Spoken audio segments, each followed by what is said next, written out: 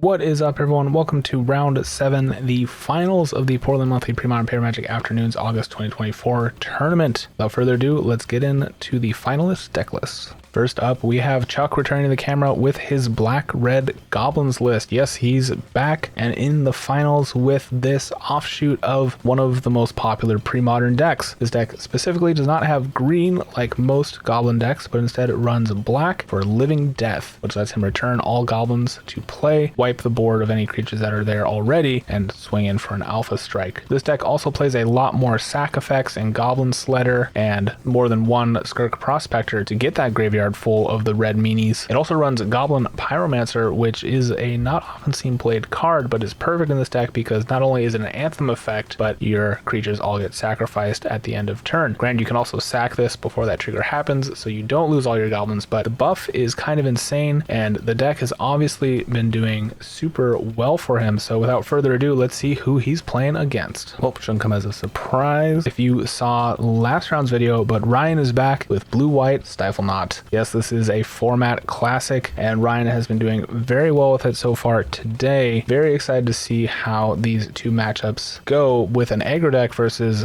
a, I guess, Trip is tempo, right? It's got a lot of control elements. There's a lot of counter magic, a lot of removal. Those Armageddons on the side, which did actually win him last round in the second game, but it's also wanting to win off the back of Phyrexian Dreadnought. Yes, you could technically win through the meddling mages, but who's got time for that? Overall, this is a very classic list, done very well so far. Let's see how it plays out. Okay, here we are in game number 1. We got Chuck on the left, Ryan on the right. Now, Chuck really wants to go first here. Obviously, going first is a huge advantage for most decks, but with an aggro deck like Goblins, it's really key. Got to keep your opponent off balance, on the back foot, and reacting to your threats, which hopefully will eventually all be having haste and just overwhelming. Seeing your control opponent mulligan is also a pretty good sign. Looks like Ryan is going to try and find a better 6 here.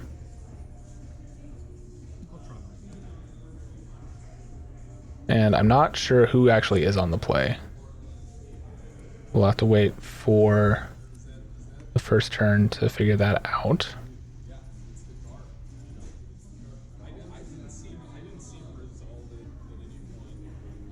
Ryan mulls this over. I don't see much in the way of lands. I think he might have like a Darkar Waste. I think I see the white border of that. A little tough to tell with the glare and the angle, but that is going to be a keepable 6. Although, is that the one he's putting back?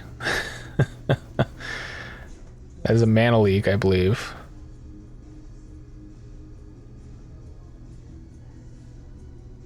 Being on the draw, it definitely is more reactive.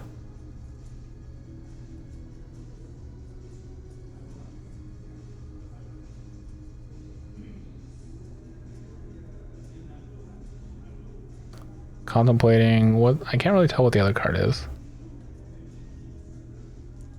We're gonna give it a think. We are in the finals here. There is no time limit. There's no reason to pull it over too far. No, it looks like Mana Leak will be the play here. Okay.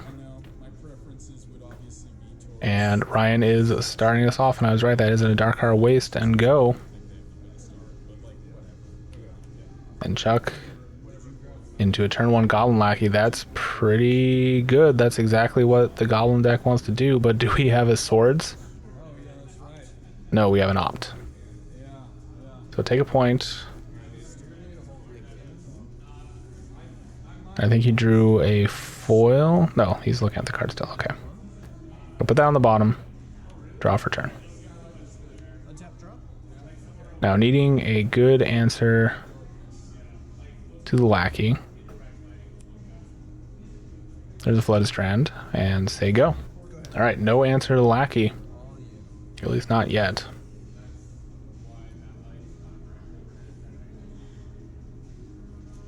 One thing I didn't mention in this deck tech, but I did in previous deck techs, is the whiteboarding project that Chuck has going on here. Specifically, though, in foil, so it's actually silver border. It does look pretty sweet. Unfortunately, it's mostly with newer cards, which I know not everyone's a fan of, but I know he is picking these arts specifically. Obviously, the Bloodstained Mire does come in an old border, but he's picking the arts and the styles he likes, and that's pretty cool. Alright, we did get a fetch here for an island. And it looks like Ryan's trying to decide if he wants to stifle the Goblin Lackey. He does not. And there's a War Chief. Followed by a Mog Fanatic. And then pass. Alright, we're gonna Lion Tutor here. Grabbing a Shrimp. We already saw that he was kind of playing the Stifle, so he does have this ready to go. Chuck does have a one of Goblin Tinkerer, which is probably going to be too slow here. That's his only main deck piece of removal beyond, I guess, Diabolic Edict. There are 2 Diabolic Edicts in the main as well. But unless he has one of those 3 cards, this might turn into a 2-turn game. And then Stifle it. Yep. I've not played a land yet this turn. Looks like he's not going to. And Chuck gonna fetch here.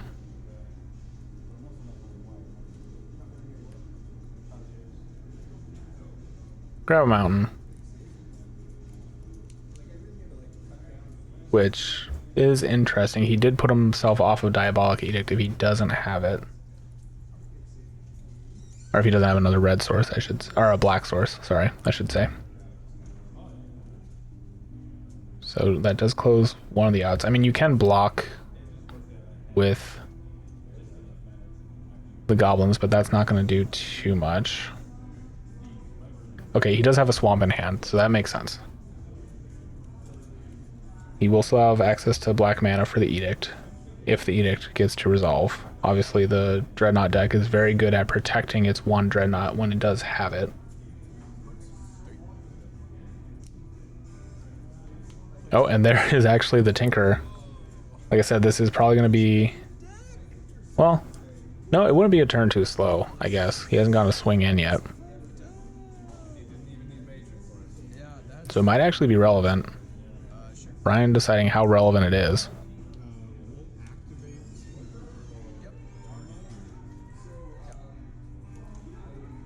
Oh, no, actually the Tinkerer has haste.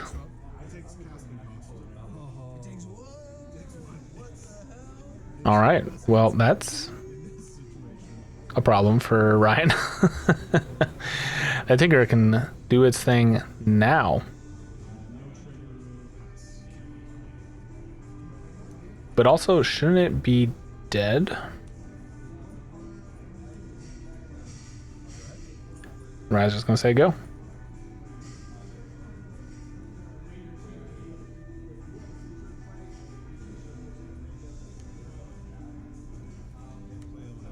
There's no lackey. Oh wait, no, the Goblin Tinker is a 1/2. It survives. Oh my god, is this the secret Phyrexian Dreadnought tech we've been missing this whole time? Alright, Ryan taking a ton of damage, down to 6. And nope, we're gonna go to game number 2.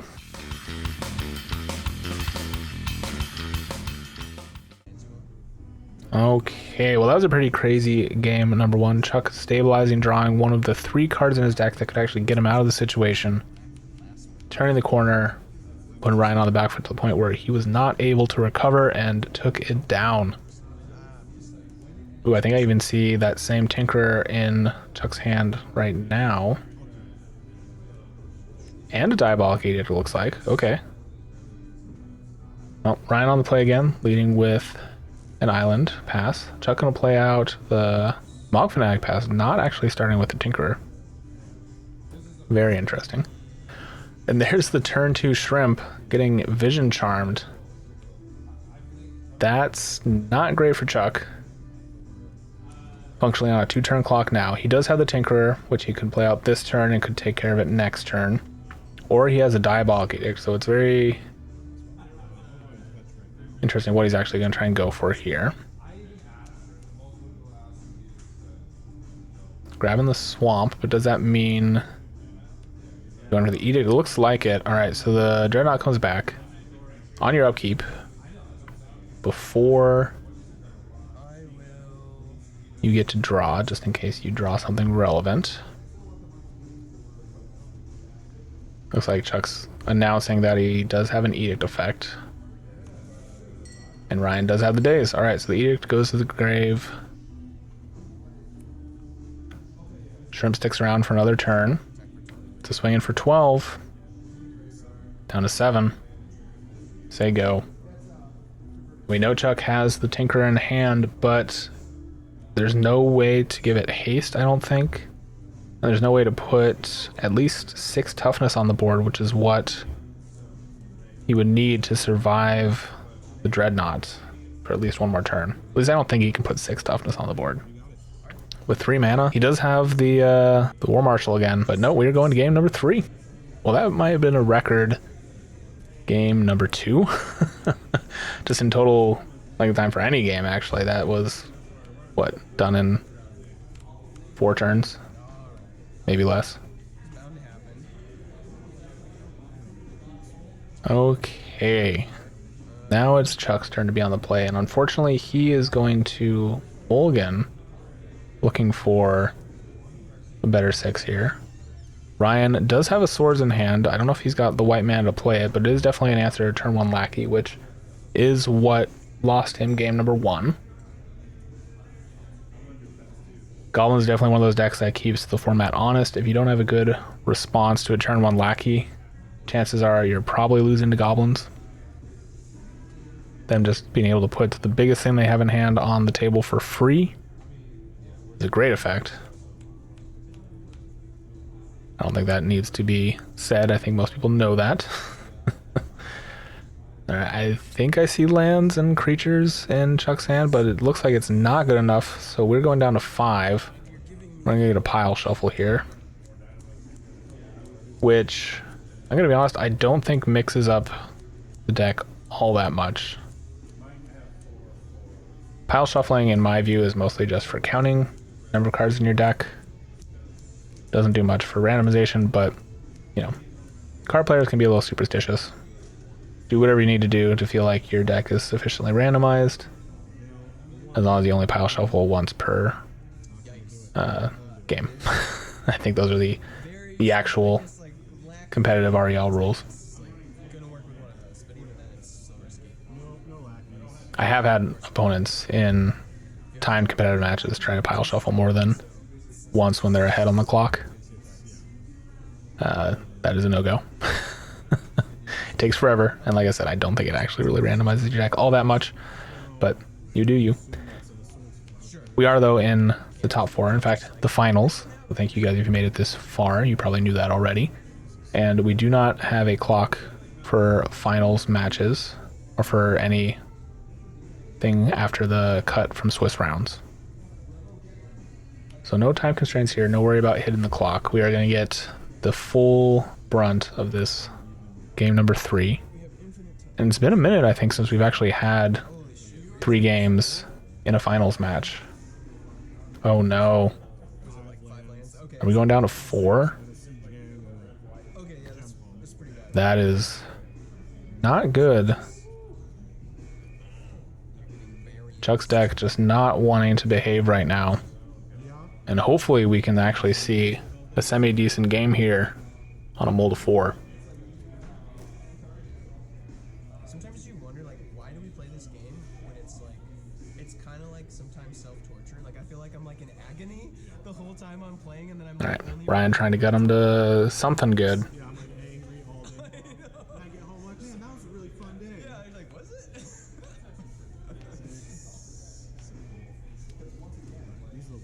These are the cards. Definitely rough, especially when your control opponent snap capped to 7. Well, I feel like this you have to keep. And the choice really comes down to how greedy do you get with the keep. Do you plan on your opponent not having much removal and mostly being in on the Dreadnought plan, or do you think they kept removal heavy hand and not having the Dreadnought? Alright, we will see. But Chuck is relying on his opponent going more for the Dreadnought plan and less on removal. But unfortunately, there is the swords. That lackey is not going to be able to swing in this turn. Alright, we're going to fetch here. Probably grabbing a mountain, and I think, yeah, it's just passing. Not having anything to do. Turn 2. And this is what I was saying about how aggressive do you get, how much do you rely on your lackey being able to bring in the big threat.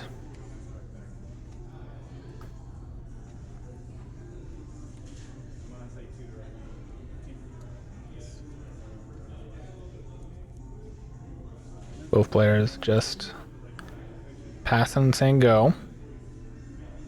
That's some action. Alright, are we going to see the Dreadnought here? Is it a Stifle or is it a Vision Charm? It is a Vision Charm. Is there an Edict effect in Chuck's hand? It looks like there might be. Doesn't that get fired off now? I feel like you have to. Yep. There's another Vision Charm. So it's just going to get phased out regardless. Say go. And Chuck is now on a 2-turn clock. He does have access to more edicts through his sideboard, which he most likely brought in. Doesn't have any more Tinkerers, and would need to play one last turn for it to be relevant. And this is going to be the card that decides the match.